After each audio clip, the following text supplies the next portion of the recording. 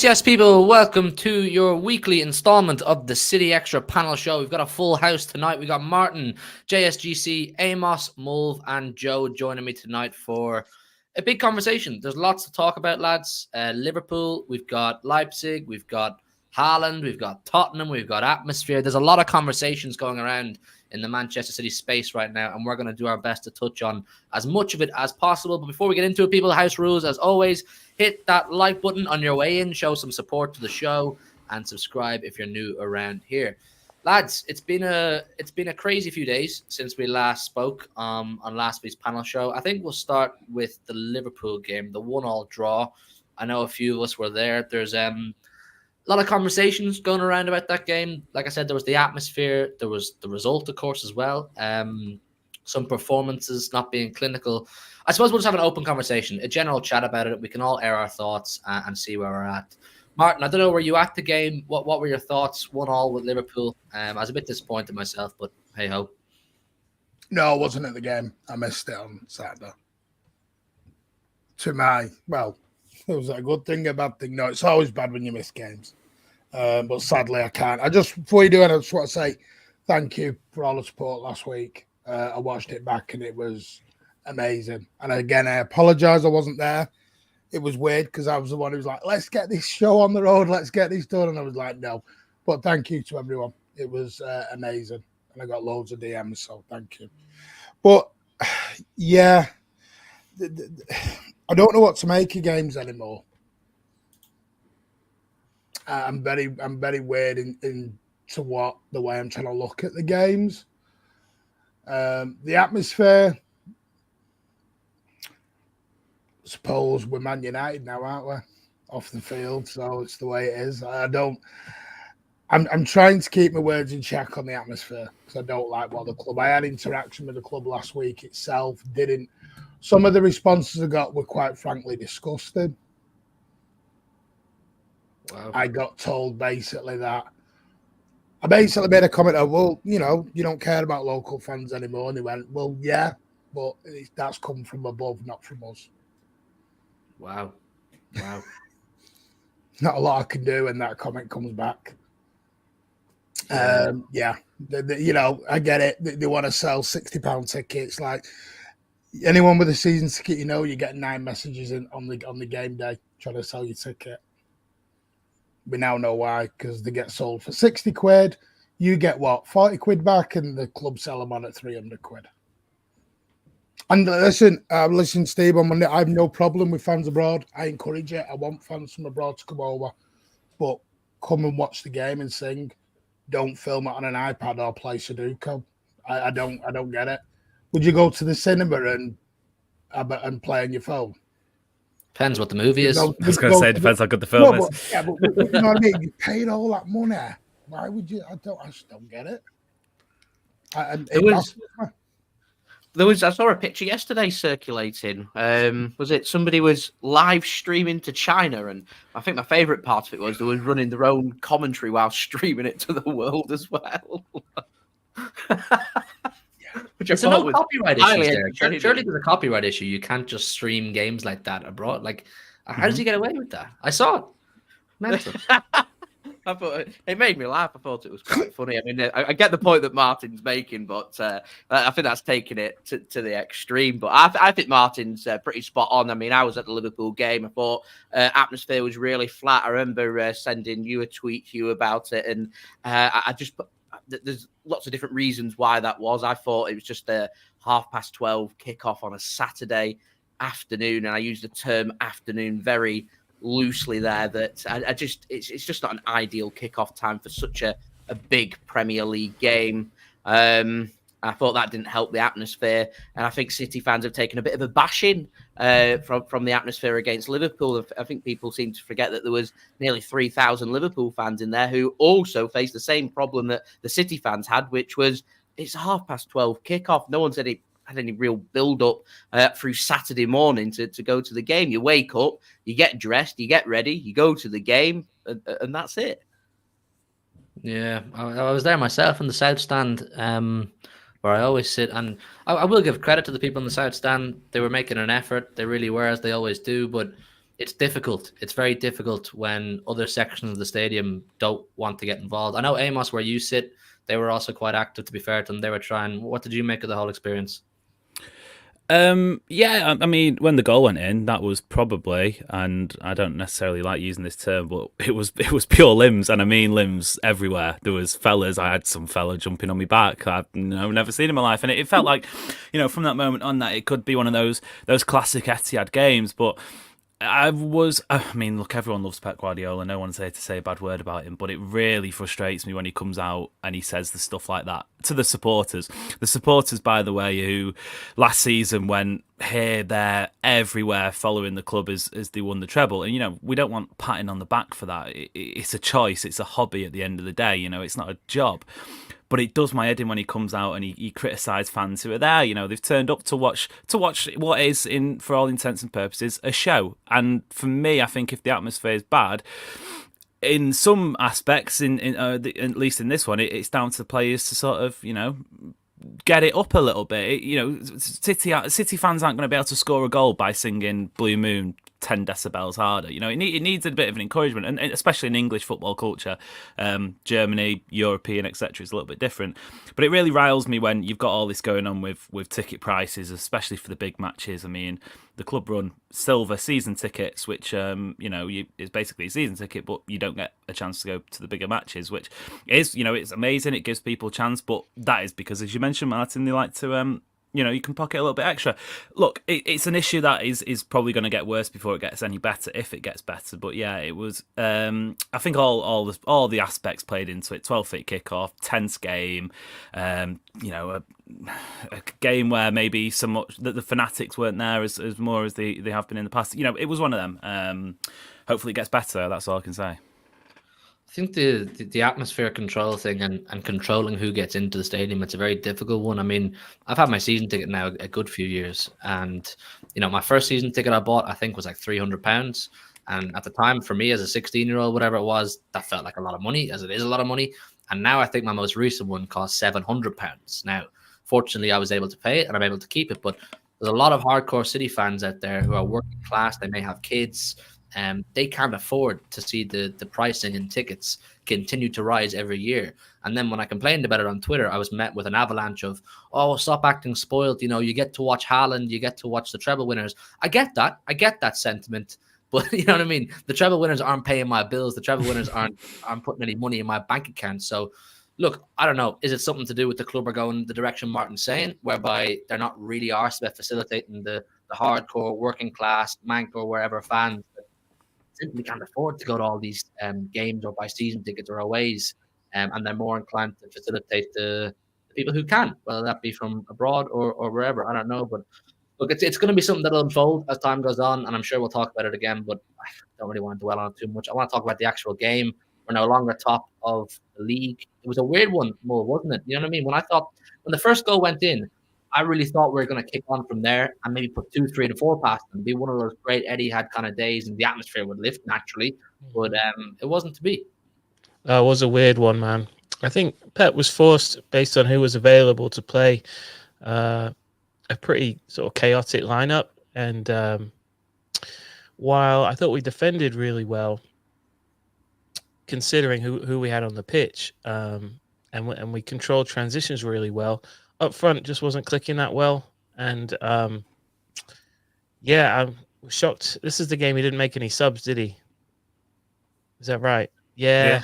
I thought his choice of Alvarez was interesting, seeing that Alvarez had been away all week or 2 weeks in South America, I think, and particularly with the performance of Rico Lewis over the international break.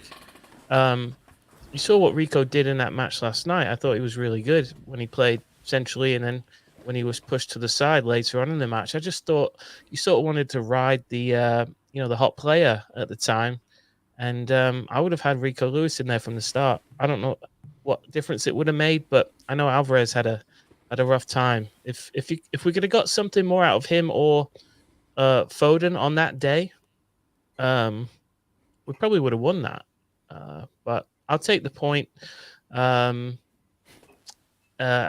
think my final conclusion about it was you basically have to take, Mahrez, Gundogan, KDB, Stones, Jack Grealish out of this side, and we're still pretty much as good as Liverpool. You know what I mean? That was my conclusion.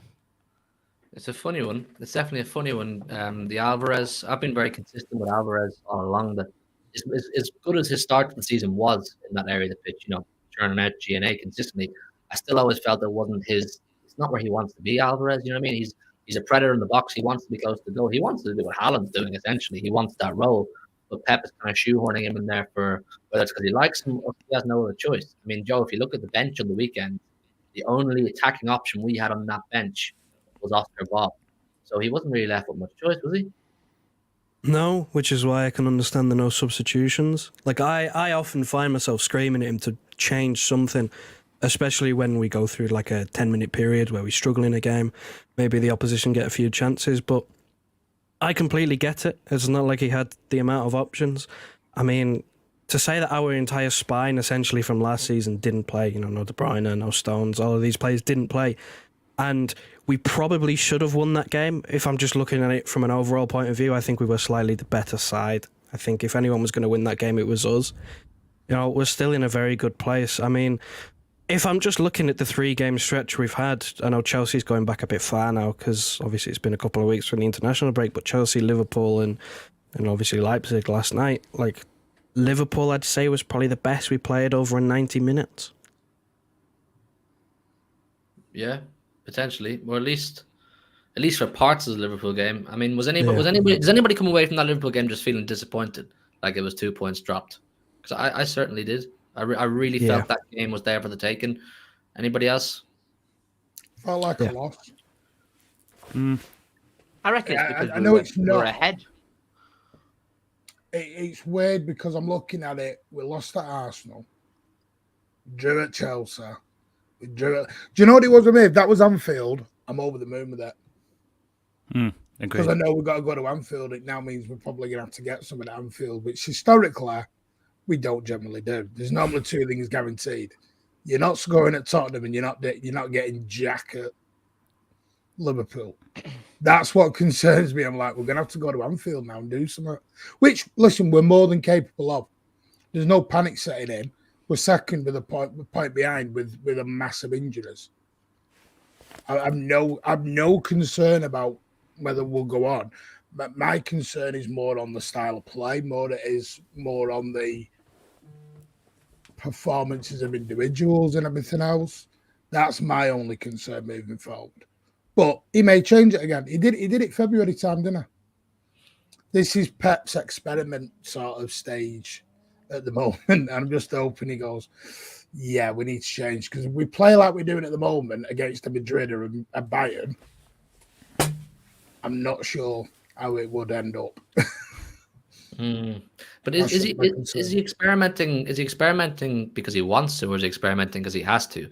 Like, you know what I mean? You talk about all the injuries that we have. He's not left with many cards to play most of the time. Like you thought, like even just the absence of Stones and Kevin De Bruyne, they're two massive cogs in our machine. And then even Jack Grealish, I felt that Liverpool game would have been really great for Jack Grealish to be involved in. I thought Doku was excellent. I want to have a conversation on Doku in a second, but Jace, does our results against the Big Six this season concern you? You know what I mean? We've lost to Arsenal, drawn with Chelsea, drawn with Liverpool, but we've beaten United away, of course. How do you feel about that? I feel kind of mixed. I think the thing that concerns me most is we're putting ourselves under pressure going into the second half of the season. And if we're dropping points against any of the teams in the top six right now, like we have against Chelsea, like we have against Arsenal, like we have against Liverpool, it means in the second half of the season, then results need rectifying. And it's difficult. We do have to go to Anfield now and get something to rectify that result from the weekend. We're under pressure at the Etihad. I'm confident we can beat Arsenal at the Etihad, but we have to beat them. These are big 6 pointers, and home games are crucial. And you win a couple of games. We saw it with Arsenal last season, how important it was that we managed to beat them twice. Them 6 points in a game for us, and Arsenal dropping them 6 points was absolutely crucial in us winning the Premier League. And at the moment, when it comes up against these big 6 teams, we've just not really got our rhythm going. And I think what's concerned me, I'm not going to talk too much about the Arsenal game because I think that was just Man City away from home wanting to grind out a result. It was abundantly obvious that City were looking for a 0-0, but for the Chelsea game and the Liverpool game, we went ahead 3 times against Chelsea. We went ahead against Liverpool as well. And we defensively don't seem to be consistent enough. And teams, I mean, Leipzig was a great example yesterday. They created 2 or 3 opportunities and found the back of the net twice. And I thought they should have found the third with Xavi Simons very early on in the game as well. So I think defensively we look very open, and these top 6 teams are good teams. So they're going to find the weaknesses and start just to dissect us and pull us apart. And I think that needs to be sorted sooner rather than later.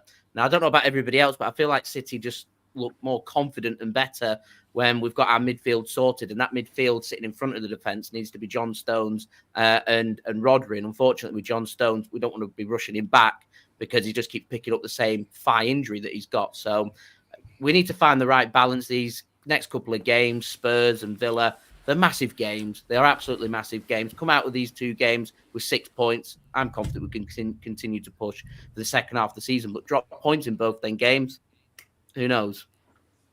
Yeah, I mean, Steve says it all the time, and I agree with it, that at this stage of the season, it's just about staying in and around the mix of the top spot. You know what I mean? It's not about being top after this weekend or that weekend. It's about being thereabouts, so that, you know, when your De Bruyne's do come back and hopefully your Stones do come back and everyone's there at the same time for a good period, you give yourself a good chance. But the defense is something that people are talking a bit about. Ruben Diaz, to my surprise, Amos is catching a lot of slack these days. People saying since he got with his latest girlfriend, it's all gone downhill. People saying his hair's too long and that he's just poor. Blows my mind. But have you any thoughts on the defensive side of things? I mean, it's no mistake that he's playing poor. I don't get the girlfriend sort of thing. I think if, you know, potentially there is behind the scenes issues, but it's not his girlfriend's issue that he's playing badly at football. It's his issue, and if he's got an issue, he needs to sort it. Anyway, that's a separate thing. I think, well, you just mentioned it. John Stones is out injured, and who got the best out of Ruben Diaz last season? It was John Stones. Who got the best out of John Stones last season? It was Ruben Diaz. They are, for my money anyway, still the best centre-back partnership in world football. Obviously, we've not seen John Stones a lot, so perhaps that's on ice a little bit. I'm sure some Arsenal fans would have something to say. So without John Stones, Ruben Diaz's task is completely different, because Akanji, I think he gets, speaking of players who get stick, I think he gets unfair stick. He's been asked to do a role that he's, you know, certainly not necessarily got the natural traits for, but I still think he's doing really well. Ruben Diaz, obviously, maybe it's a treble hangover, I don't know, but he was, for my money, probably City's best defensive-minded player against Liverpool on the back of what was a truly abysmal performance against Chelsea. I think it was one of them yesterday against Leipzig. Whichever starting 11 started, I think it was just one of them games where we go behind 2-0 and whoever comes on the pitch not necessarily gets the goals, but turns it around. It just felt like one of those games. Tottenham Hotspur at home last season comes to mind, where I don't think City were terrible. A bit of debate about it being City's worst half under Guardiola, perhaps, maybe. But get stung twice, 2 counter-attacking goals. turn around in the second half. City get them games every season. I'm just glad it didn't come in the game against Tottenham on Sunday. It felt a little bit like it'd come one game early.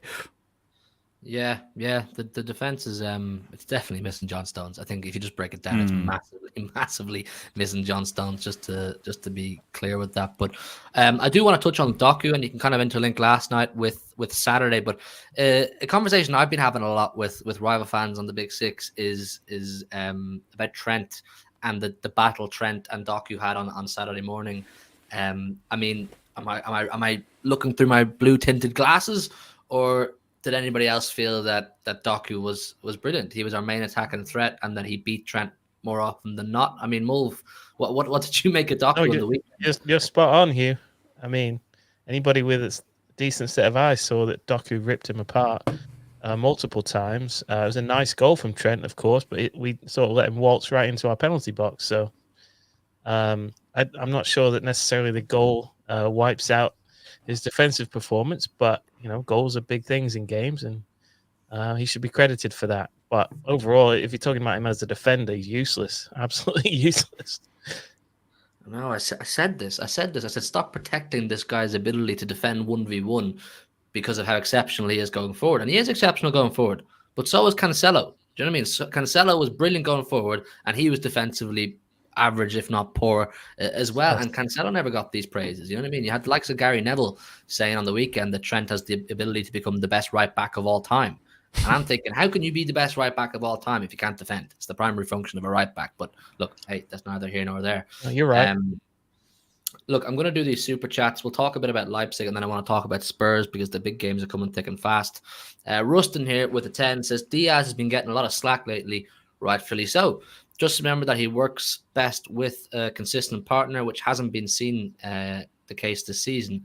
Once we get that, he'll be a 1. It's been really hard to form partnerships, hasn't it? For one reason or another, mainly through injuries. But yeah, I agree with the premise of what you're saying, Rustin. And look, in an ideal world, John Stones will be back and he'll be fully fit and he won't get any more injuries. But look, this isn't just something that's going to affect Manchester City. Other clubs will get injuries. I guarantee you throughout the course of the season, Liverpool, someone like Salah or Van Dijk or someone will have a sustained period on the bench or injured, and that'll affect them. Likewise with Arsenal, it's just happening to us early, and hopefully it doesn't happen to us late. Mohammed as well with the 2 says, no one has turned up like KDB in big games. Lads, I think we'll all be in agreement that when KDB comes back, it'll feel like a new signing. I saw a lot of people saying, I've heard words from within the club as well, that De Bruyne looks really refreshed. He looks really, energetic and like a new lease of life, that these 3 months he's had off. Have you seen his trim, Hugh? Have you seen his trim? He's looking fresh. He's looking wonderful. I think he got new teeth as well. Maybe did a trip. Maybe he was in Turkey recently. Went back to Istanbul. Yeah. He when he was in Istanbul, we're following the way he dresses, looks, haircut, teeth. Yeah, he's doing TikToks. He's watching the F1. He's out in the UFC. You should be doing Flame Watch. You should be doing KDB Watch. Yeah. Where is he off to next? Where's KDB now around the world? Keeping up with the KDBs. Don't they go for McDonald's usually after a game? I'm pretty sure they usually go for a McDonald's drive-through. Yeah, he knows what time he goes to bed. Everything. Yeah, listen, he's the man. He's the man. But no, I think on a serious note, I think this period he's had off, lads, will hopefully prolong his career at Man City. Does anybody agree with that? Hope so. Yeah, I hope so. Fahad with the 729 AED says Son will do more damage than Openda.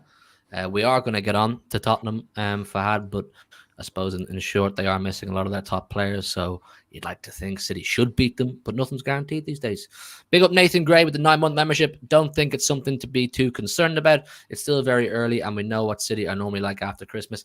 It is like a rinse and repeat job. I find myself feeling the exact same at this stage of every single season. A bit unsure of how the season's going to pan out. A bit maybe disappointed with a few performances and results. But in true fashion of Pep Guardiola Manchester City teams, we usually pull together after Christmas. So hopefully this season is no different. Big up, Nathan. Lads, let's chat a bit about Leipzig. We are top of our Champions League group. We have got our qualification. We will play a second place team in the last 16. I can't wait genuinely for the knockouts. A few European away trips maybe. I've seen some of the teams we can potentially face if results go our way. Lazio, Barcelona. I feel weirdly good about the Champions League this year for some reason. I don't know why. I think is it because maybe we've won it now. That monkey's off our back. I mean, Martin, we could touch it on last night, but Champions League in general, you must be pretty satisfied with the group stage and how it's panned out. Oh yeah. You can't grumble. 5 out of 5 going into Red Star, and you can rest everyone sort of down. Basically, it's the perfect. What I say, it was like what Ferguson used to do, wasn't it? Get to the 10, 12 points, and then you can start relaxing down. Not sure about winning it anymore. Really? Not with the system we're playing. I think we need to go back to the control if we're going to win it. What we can win it. This system, Martin? What exactly is it that you're not a fan about with this system we're playing? Is it just too expansive, too open? It's just absolutely. It's like open season. I'm seeing everyone having a go at Rodri. Rodri was absolutely exposed last night on his own. Watch Liverpool game. I've never seen Matic walk through the midfield. You could have drove the Titanic through the midfield. Sat there. Could have done it again last night. And the trouble, yes, our defense and our defenders are going to be looked a little bit more dodgier when you've got no support size. Remember, I think one of the early ones I said against Chelsea, it was like 4 or 5 attackers, 4 or 5 defenders. That's not changed. We're right, but nothing's changed. We've still got 2 separated. Nobody wanted to support Rodri last night. Nobody. He was out on his own. We're playing, and listen, I'm fine with it. I've got no problem with the way they want to play. What gets me, you get some fans who go, last season was boring and I don't want 800 passes and backwards and this, that, and the other. Fine, won us a treble though. But then they all wanted the exciting football. Then don't moan when you can see goals. I'm fine if they want. I call it Kevin Keegan football. They want to play the Kevin Keegan football. No problem. But I don't want to hear any moaning about conceding back at the other end because it's what's going to happen. Last season, Diaz, Stones, whoever it was in that back line, they had protection there. We were defending as a team. We were attacking as a team. I always remember Pep's comment. It was like, it always goes back to the signing Sterling thing. And he said, I didn't like signing Sterling going because no one was keeping up with him. So they were just going, and then as soon as we lost the ball, we were all out of position all over the shop. And that's what it's not fully, but kind of going back to. And it's fine. The other thing is, I think we're very over-reliant on the left. I love Doku. I think Doku's amazing. But all we're doing is going down the left now. I was looking at heat maps yesterday. We're very, very reliant down that left-hand side at the moment. We're not really exposing the right a lot. And I don't know if it's like the Kel Walker experiment. Is he a winger? Is he a right back? Is he a right wing back? I don't know anymore. I don't know where it just feels a bit weird at the minute. I don't know what it is. I don't know whether it's me getting used to it again. It's Stones.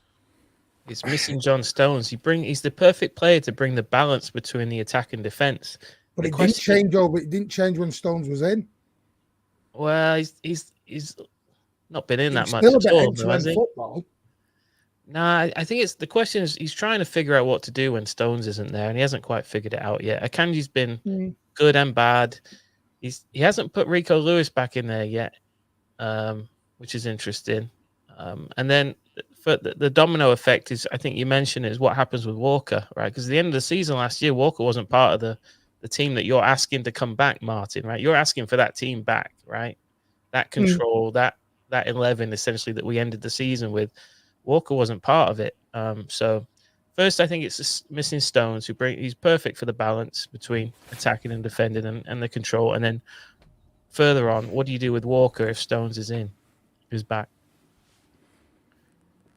Yeah.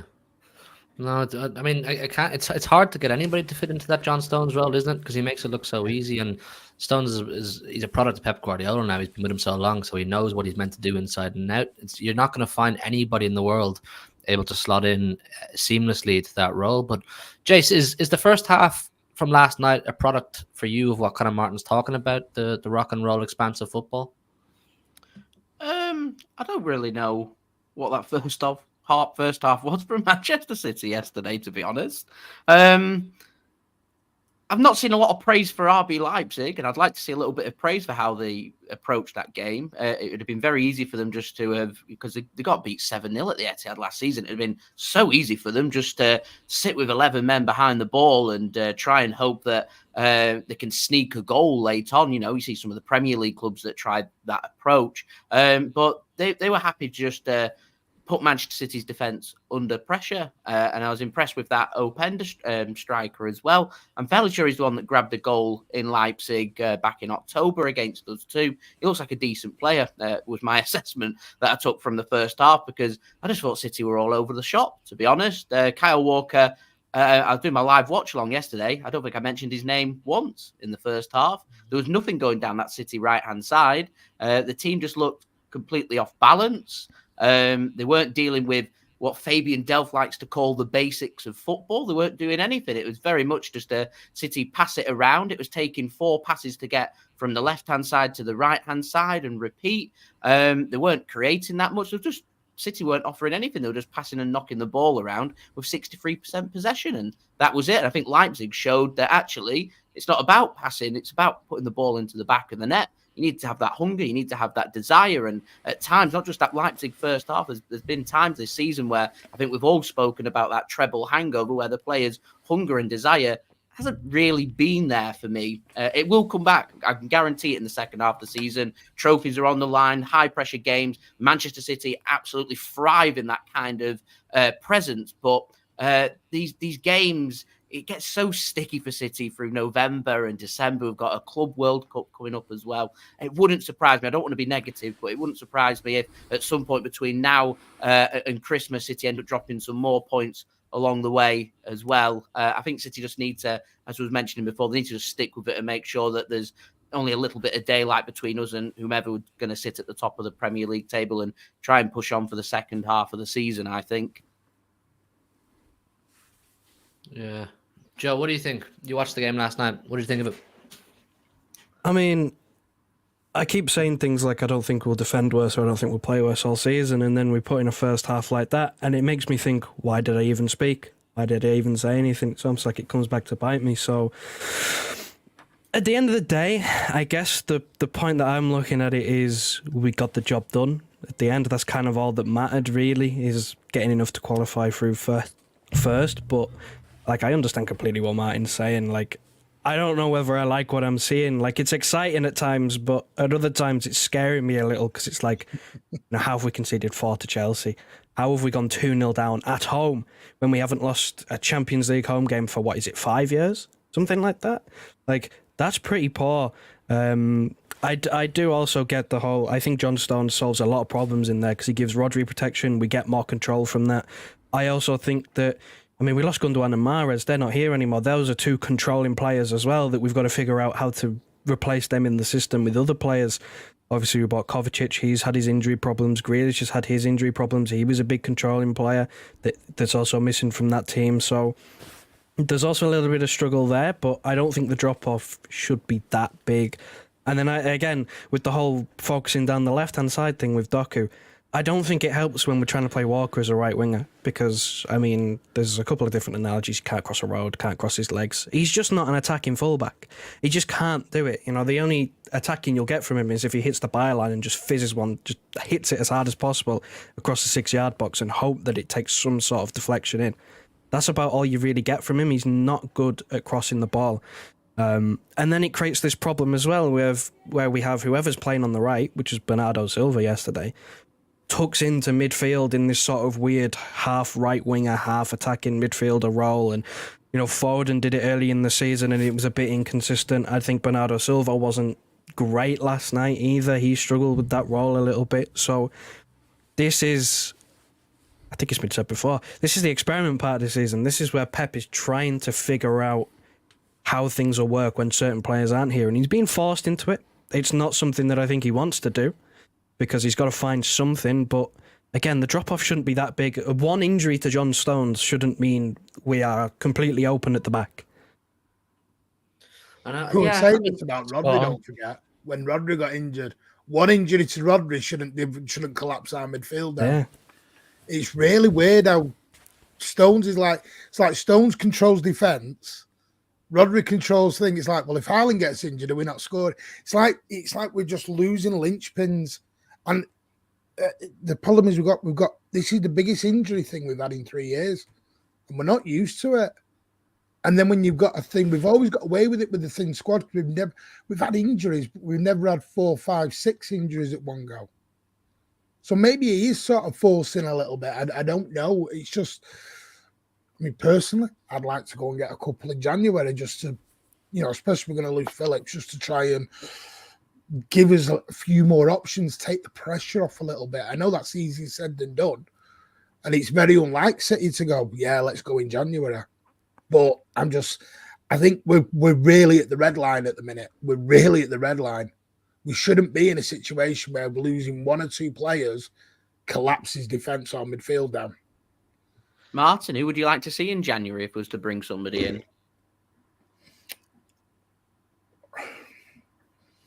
Put you on the obvious one's Paquetá. The obvious one's Paquetá. Yeah. Whether you can get him. I would love probably a right-sider. Ideally, just to try and get that balance up between the right and the left. Because I keep saying this, hate Foden on the wing. I hate it. I love him in the middle. I want Foden in that middle. I love him in there. I know he doesn't always do it. I know Pep said he doesn't always recycle the ball great. But I mean, Steve said it weeks ago. Foden needs a set position. He's playing merry-go-round on his positions at the minute. He's either right wing, left wing, or number 10. Or just like Joe was talking earlier about the Bernardo being just not right wing, but a bit inside. Foden's done that role. So I'd love to keep an eye on the Kimmich situation with the Tuchel situation. But hey, I'm not trying to play FIFA or anything, but I just think we need an extra, especially if you're losing Phillips, because I know he's not playing, but he's still a body that will probably go out. He's done, isn't he? He's done probably Manchester City now. Phillips, I think he's finished. But it was actually a question I was going to propose to the whole panel and the chat get involved as well. Amos, do you think we need to go out and do some business in January? I mean, in short, my answer is yeah. Yeah, absolutely. I said actually on Twitter that first half was probably ironclad proof, or at least it's probably the one that pushes it over the line and says, yeah, we need someone, because the first half against Leipzig for me wasn't an issue of quality. It wasn't an issue necessarily of system. I don't think it was an issue of personnel. It was an issue of these guys have played best part of 75 games since the start of the calendar year, and the mistakes were just careless, and you could see Rodri getting really frustrated with himself because he was trying to play 10-yard passes and it'd be going either side of the defender, the player he was passing to. Have a look. Keep an eye on Andre from Fluminense. Fulham look like they're closing in. He's a midfielder. United are looking at him. Liverpool bid for him in the summer. He's a holding midfielder, 22-year-old. He's done his hard yards in South America. He could be someone. But the bit for me, and I can fast forward to January 31st, and if we haven't signed a midfielder, I'm going to be pressing the panic button, because I think Phillips, you can let him go. That's absolutely fine. You want me to book you in now, Amos? Yeah, I know. Yeah, please do a little bit of therapy, because I can see it happening now. And to be fair, it was the same with Cancelo last year, and look how that went. But I maintain that City got lucky last season, not in the sense that we didn't deserve to win the treble. Of course we did, but in the sense that if we'd have got 1 or 2 injuries like we're having now, our season probably looks a lot different. If Rodri goes down, if I don't know, for example, Bernardo Silva goes down, and obviously, you need luck and you need to stay away from injuries to win those trophies. But I do feel like we are maybe 1 or 2 players short. If only we had a James McAtee or a Cole Palmer who went out in the summer who could have maybe come in and done a few games, but we've been there. I'm not opening that one up again. I know we like a small squad. That's how it works, but this just feels like extra small. And finally, Hugh, before I pass back to you, full time in Istanbul. Galatasaray 3, Man United 3. 1 game of the Champions League group stage left. Man United bottom of their group. Does that mean they're out, or can they? No. So if Copenhagen beat Bayern Munich tonight at the Allianz Arena, United will be out. But United can finish on 7 points. They've got Bayern in their last game. Galatasaray currently on second on 5. Copenhagen on 4 with a game to play. So all eyes on Munich. Come on, Copenhagen. That's what I'm saying. Because winning in Istanbul is not for everyone. Hey, absolutely. Ooh. I did kind of want to watch that game, but I decided I prefer to talk about City than really watching United. I don't really care that much what they get up to. But yeah, I suppose what you say, Martin? They're winning the league. They're back in the title race already the other night. Says who? Beat Everton 3-0 and they were back in it. That's what I read. 6 points off the top. What? Where are you going again? Most informed side in the Prem, yeah. Oh, that's a shocker. I mean, you just watch the game and you know they're not in form.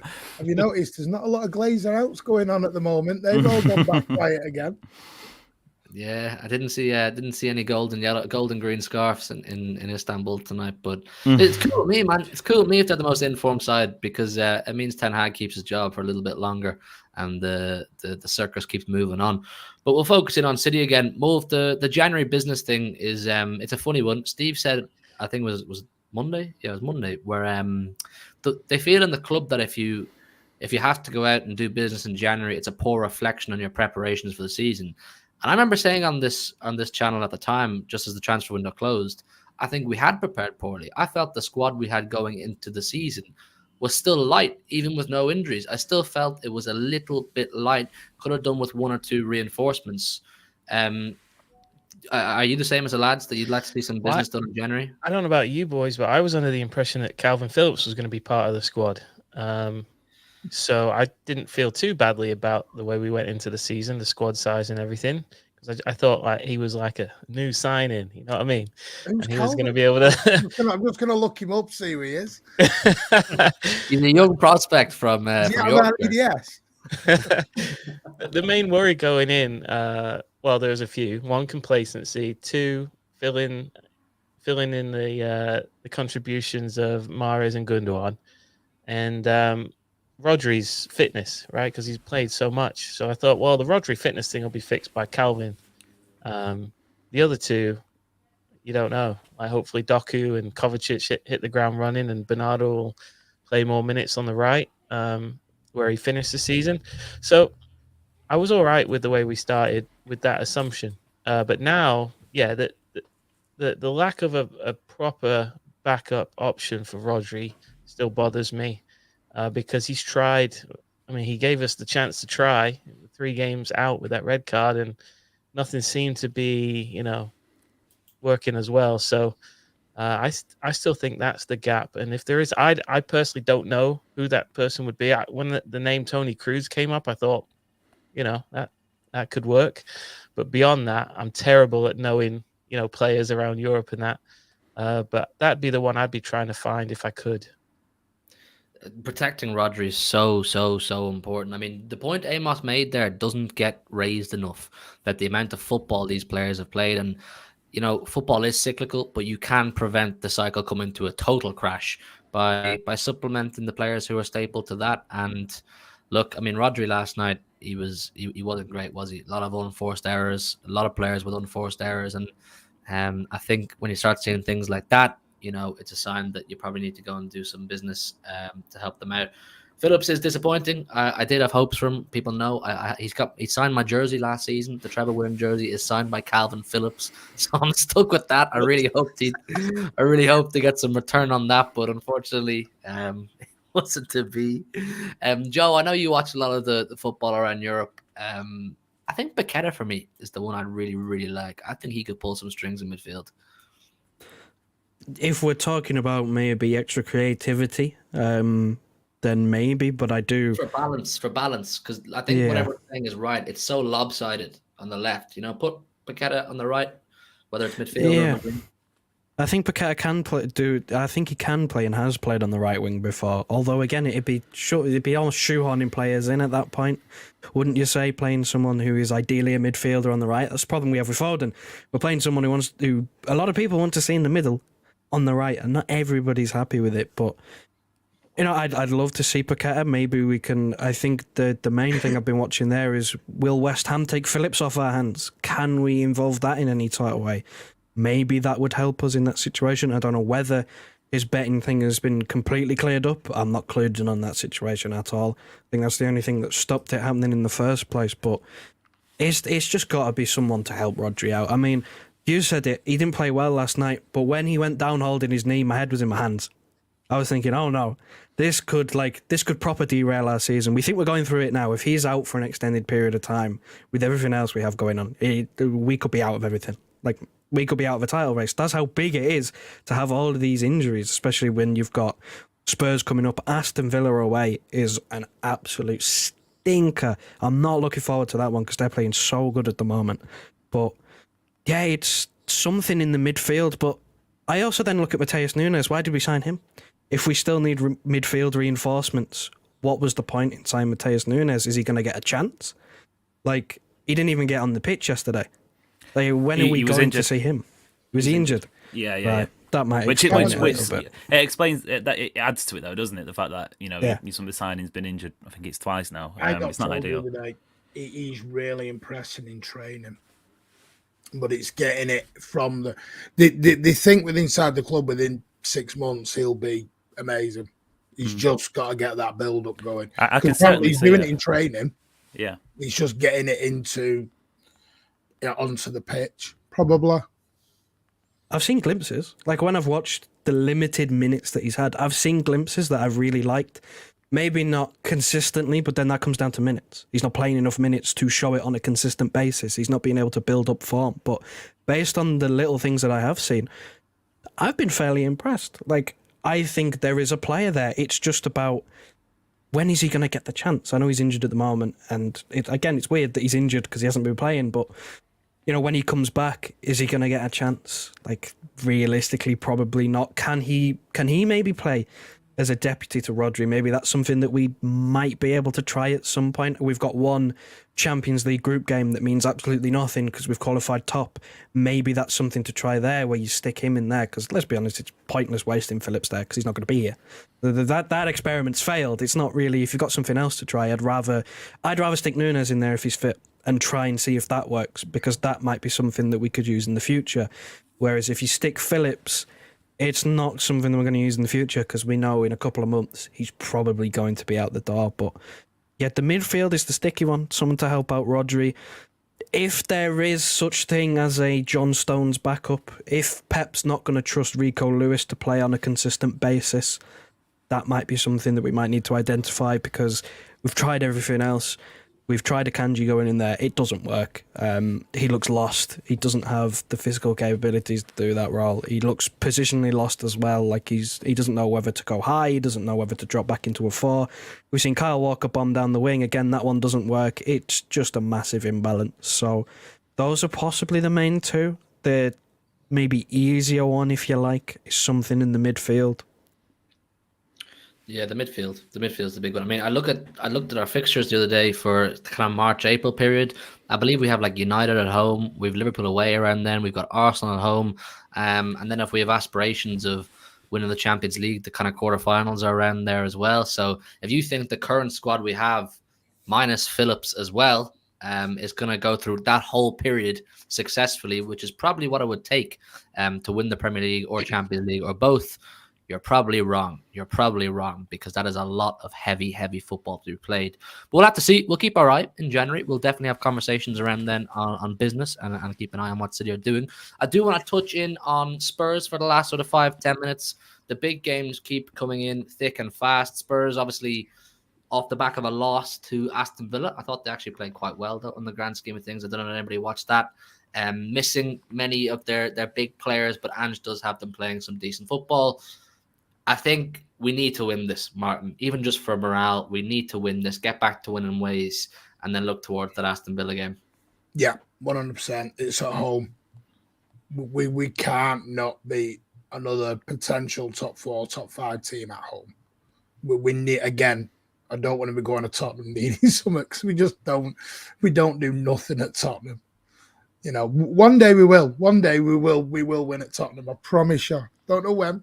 I promise you we will. But Yeah. We have to score first, Martin. Hey, listen, take a 1-0 and go home. Then it's 2-1 then, isn't it?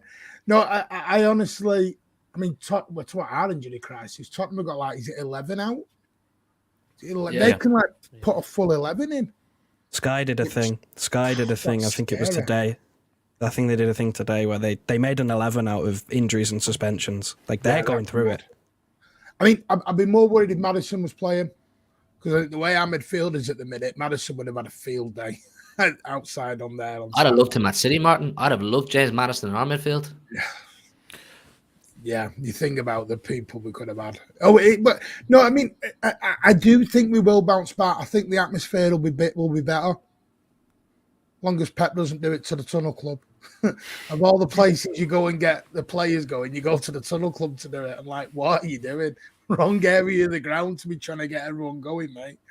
But no, I think the atmosphere will be electric Sunday afternoon. You know, we've not had a Sunday afternoon game for a while, have we? We've been doing the Saturdays for a minute. So no, I think we'll get back on track. And I'm more concerned about the Villa game than I am the Tottenham game. And that sounds so arrogant and cocky, doesn't it? But Villa are on fire at home at the moment. They're on fire. So I do think we'll beat Tottenham. Then ask me next week when we go into the Villa game, because I might be different. I don't want any injuries. That was my biggest thing. I'll take a 1-0, no injuries. Because like people are saying, last night I was holding my breath when Rodri was down. So I'm like, no, we can't do it. I see. And then he's one yellow card away from a suspension as well. So if he gets booked against Tottenham, he misses Aston Villa away, and it's like we're back at square one. Maybe that's why he's not. That's why he's not doing a lot. He's like, I can't take it. He can't touch anyone. He cannot touch anyone. He's going to have to miss a game though. At some point, he's going to get a yellow card, whether it's against Tottenham, whether it's against Villa or Luton. I promise you, he gets booked against Villa. I promise you. Is it December? Yeah, it's the new year, isn't it? Yeah, it might just be before. But if he's still on 4 yellow cards, I'm not going to condone gambling, but just watch. I was going to say stick your money. Do you want him to miss Luton? I'd rather he missed. Well, what's it after that? Crystal Palace at home. Luton. No. I'm saying Villa, Luton, then it's Palace at home. Maybe that. I think Luton's. Yeah. Luton or Palace, possibly Palace at home, but then you're sort of running the risk of it extending again. I don't know, but I think if we get through, what is it? Liverpool? Well, it would have been Chelsea, Liverpool, Spurs, and Villa without Rodri serving a suspension. Then, dear me, fair play. Yeah, Luton's good. Luton are decent at home though. They're giving some teams tough games. Yeah, absolutely. But you should still back City to beat them with their EDS team probably, wouldn't you? But yeah, we'll see.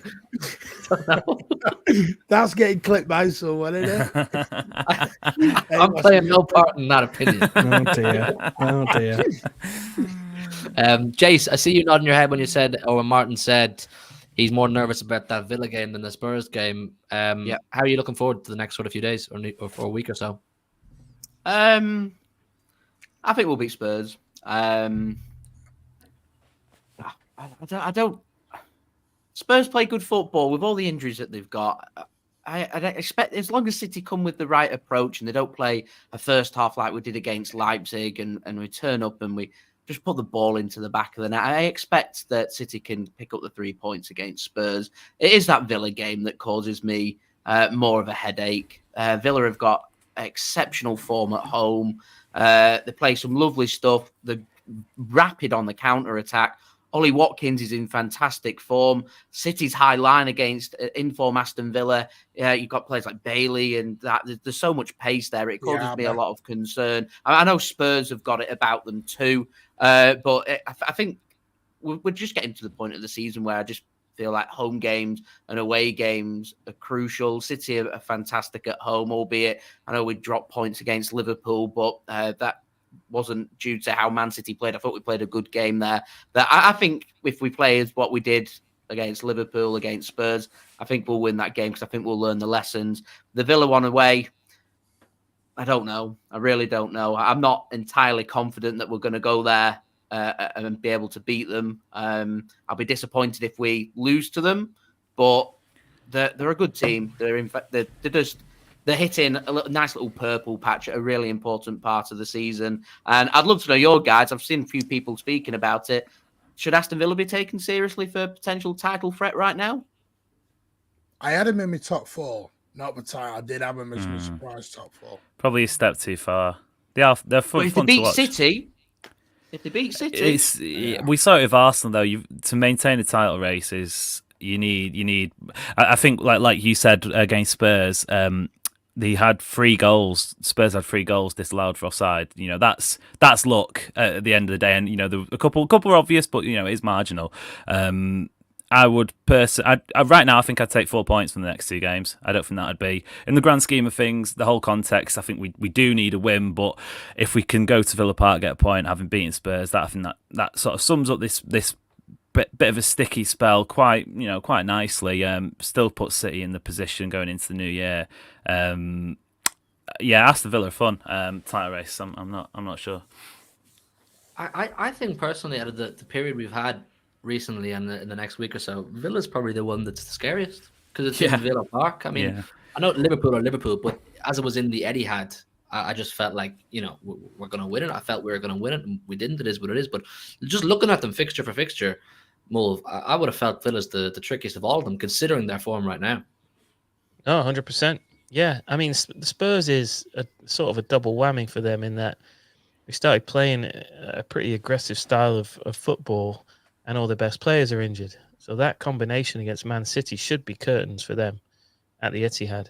Villa, I watched some of the game against Spurs, and maybe playing Spurs isn't the right right thing to judge them on at the moment because Spurs are struggling.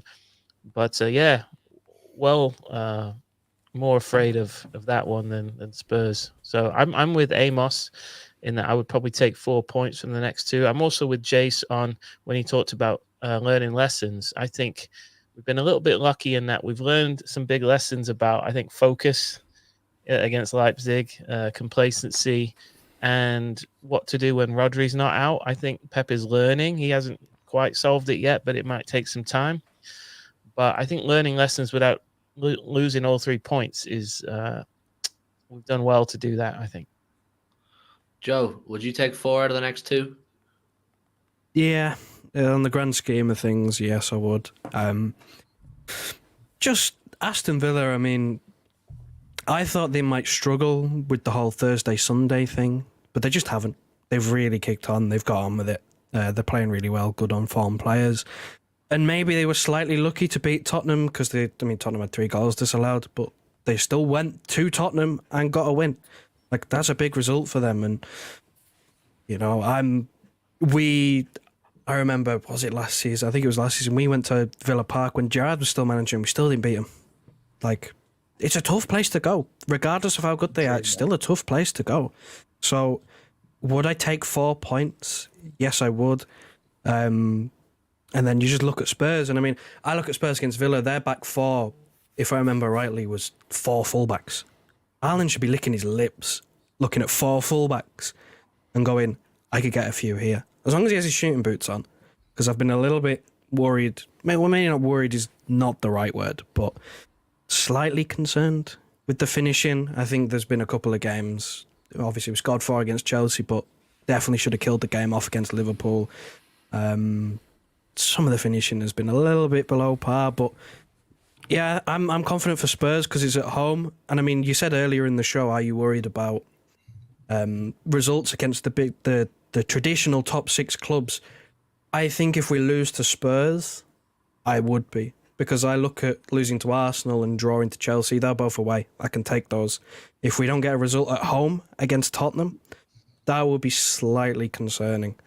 Given the state of their squad, given our home record, we haven't won 2 league games in a row. We need to get back to winning ways there. But yeah, I'd take 4 points. I think it'd be good 4 points. Hang on, I'm just booking. So we've got Amos 10 a.m. Joe's going in at 12. Can I put anyone else in? Yeah, check me in. Why not? The only thing I've done that.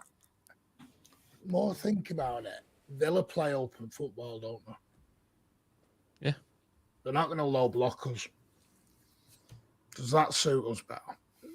Not necessarily. I find teams that play the heavy football, go toe to toe, can get joy out of Man City. We've seen loads of teams. Yeah, do we it. don't play this basketball football we're doing, and we just went a little bit more. You sound like we're trying to. Pep, you're listening. Control. No, but I just. But we can do it. We can get 6 points. I wouldn't take 4 points like now. I would never take any. Oh no, yeah, no, anything less than 3 points with the best team in Europe. I would never go ahead of a game and take a draw as a result, because the chances are we'll beat anybody we play. But if those 2 games were to happen and we ended up with 4 points, it wouldn't be the end of the world. Here's a question about. I know you. Would anyone have Douglas Luiz back? Oh, absolutely. Yeah. Whether or not Douglas Luiz would want to come back, I think he's on course for a move to sort of a club where he's going to be the guy. It's a shame. I think he could easily play alongside Declan Rice. I don't think he's going to get as many minutes as he could at City, but it's a shame it didn't really work with that. It was all, it was a shame because I think he had the potential. Well, we're seeing the potential now, but yeah, absolutely, we'll take him. It's kind of tough to entice any decent or up and coming number 6 or defensive midfielder to City, because we play with Rodri. Yeah, I mean, like how do you tell a big number 6 who's got aspirations of going right to the top that you're going to come to City, but you'll just have to wait till we don't want to play Rodri because he's playing every week. They don't want to come. Somebody in the Cruz profile. I'm not saying him necessarily, but somebody in that profile who is getting on a bit. Loving the Cruz. just getting on a bit and would be willing to play second fiddle, maybe.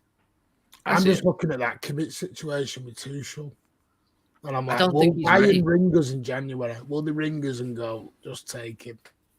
I don't think he'd want it, Kimmich. I don't think he's ready to take that role at City where he's not the main guy. I don't think, what age is he now? He's not even that old. No, you could play him as an 8 though, wouldn't you? You could do an 8 and then slot further back in the needs. Could do an inverted fullback as well. He could solve multiple problems. He could, yeah. Pep made him a fullback, didn't he? Yeah. He could solve multiple of our problems. Pep does. Because he's not playing at Bayern. Is he not? Very rarely. I mean, Tuchel just do not get on, do they? Is he playing now? Him do not get on. Yeah, check the Bayern starting 11. Is he playing? I'm sure he's not playing hardly. He started 10 games in the Bundesliga. He's played 17 times. He's starting tonight. The only game he's missed this season was with a red card suspension. Bayern have topped their group already, so is he playing because it's dead rubber? Oh, well, he's played every other game this season. Yeah. No, it was a thing he did in it. He did an interview, or someone did an interview, and him and Tuchel just don't get on. Like a pipe dream. It's like, never really maybe I need to put my PS5 controller down. It'd be fun though. It'd certainly be fun. I want to go. There's a guy in Paris who sat there on a 6-month contract in January, Oh dear. Martin, you wanted more control, not more chaos. Any developments on that Mbappe situation, Martin? I tell you, if that happens, then you are getting chaos for the rest of the season, aren't you? The rest of time. I don't think we'd ever recover. I saw a report suggesting that Liverpool and Arsenal are both interested, and he's an admirer of Liverpool's style of play. But Mbappe in the Premier League would be quite fun. I just don't know if I want him at Man City. About Arsenal, because something about the old Emirates are owed money or something. It's to do with the Qataris, and they were trying to work out a deal. Don't know how true it is. Okay. Busquets in. Was that a serious suggestion, Mulv? He's not doing anything. There's a reason. He's just sitting there in Miami. Who did you say, Mulv? Busquets. Get him in. Isn't he like 55 or something at this stage? He's 65, but not retirement age yet, though. Bring Pep in. Pep could do a job. Yeah, you might as well at that point. Pep, come and have a game. Why don't we go and get Suarez or any of these guys? Get or Alexis Sanchez, all these guys. Get the band back together. I would love for I don't know David Silva's testimonial, Pep Guardiola to play 10 minutes. Imagine we got to see Pep in a City shirt playing. Is that ever happening? And we ever doing this David Silver testimonials? He couldn't because he was still a player. He did his ACL, didn't he? Or was it MCL for Sociedad? So hopefully next couple of years, him and Aguero have a team picking captains. Yeah, they'd have to do a merge testimonial, wouldn't they? Aguero and Silva together. I think that would be a nice tribute. Perfect. Be perfect, yeah. But the club would charge £500 to go in. You're on the warpath, Martin. Honestly, I've got my email in. My email's in with the club. Oh God, I don't even. Yeah, listen, the set stand on Saturday was full of people videoing and live streaming. I stopped my own vlog. I didn't do my own match day vlog because people with camera phones were getting a bit of heat. So look, it is what it is. But I want to go and watch the Bayern Copenhagen game, see how that pans out. So we'll wrap it up there. We've just passed the hour mark. Big up to everybody in the chat. Make sure you hit a like on this stream on your way out. Subscribe to City Extra if you're new. Martin, tell them what's coming up on the Mancunian way over this busy period. Yeah, tomorrow, our Thursday night chat spot, we're going to do Spurs preview, and we are going to go into the atmosphere situation. So if you want the real rant, it will be tomorrow night. If you want to see Martin let loose, do go over to the Mancunian way and see what he has to say there. Jace, the JSGC channel, tell me, my friend. Yeah, we've got all the build-up for the Spurs game coming up at the weekend. Games coming in thick and fast. We're playing every 3 to 4 days, so plenty of City content to look forward to between now and the turn of the new year as well. So do go and check out my channel. It'll be much appreciated. Absolutely, people. Do go and check out Jason over on the JSGC channel. Amos, the City Report Pod, active as ever. What's happening? Yeah, active as ever.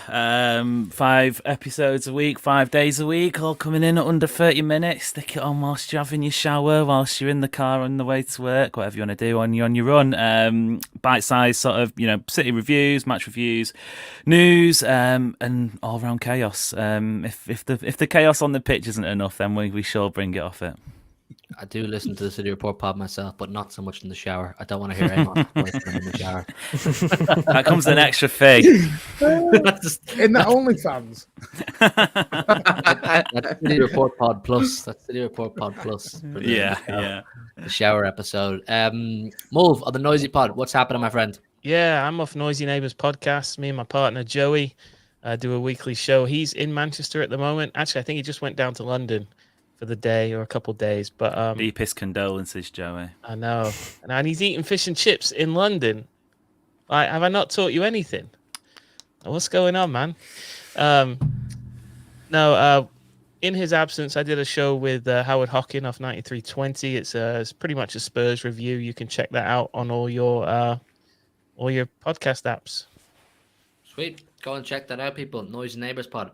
Joe, I've been asking you for ages. You must get some content going. The people want to hear. I know. I will get it done for Spurs this weekend. I ran out of time with Liverpool. I got completely messed up my schedule. I was doing press conference stuff for Liverpool game, and then just some real life shit came up for Leipzig, so I also ran out of time for that. But I promise you, I will be there for Tottenham. I will be there. You'll be there, so be sure to be there for Joe's debut, making City content on his own. Please, chat, do go and show love to all these great creators. We always like to show love to our great guests, and they are massive parts of the City community. So we like to show love to absolutely everybody. Big up, everybody, for joining us tonight. I know the Champions League was on, so some people were watching that. But if you're watching, play it back, to hit a like, subscribe, and we'll see you next week, hopefully with 6 points after Spurs and Villa. Good night and God bless, people. In a bit.